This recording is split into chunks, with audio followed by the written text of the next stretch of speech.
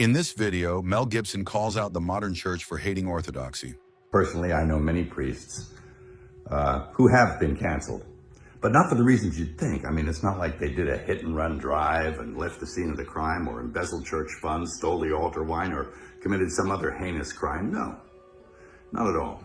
And who's persecuting them? Well, their own bishops. How's that? Yep.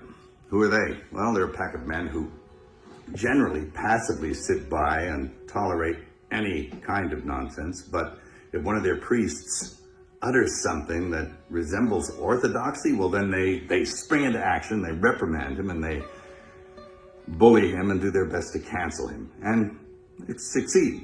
They drum him out of the service, you know. Off he goes. I'm really sorry about that. That's a grave injustice, and it's kind of white martyrdom. And it's nothing new. It really isn't. It's nothing new. And it's a symptom. It's a symptom of a very deep sickness that afflicts the church. It did not happen overnight. If anyone's familiar with the missives of Archbishop Vigano, he says that the seeds of erosion of the church were sown with the reforms of Vatican II, and I agree with him.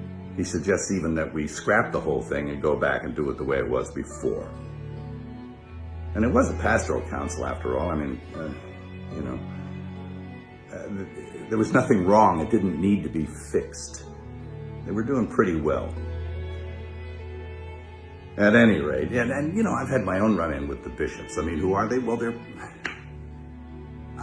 I remember when I directed The Passion, I went to the USCCB to get support for the film.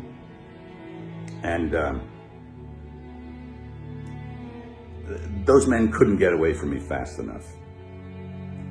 And all but a few of them turned their back on me. And it was pretty telling about who they were. A pretty insipid bunch. And it doesn't look like anything's changed. Geez, I remember back in the 70s, old priests, good priests, who were bullied and persecuted by their bishops. There was a rash of it back then also, and it was because they wanted to maintain what it was that they were ordained to do. They didn't want to go along with the new liturgy and the reforms of Vatican II, and so that they were really heavily leaned on. It was never abrogated, the old Mass, never, and it still hasn't been. You can't.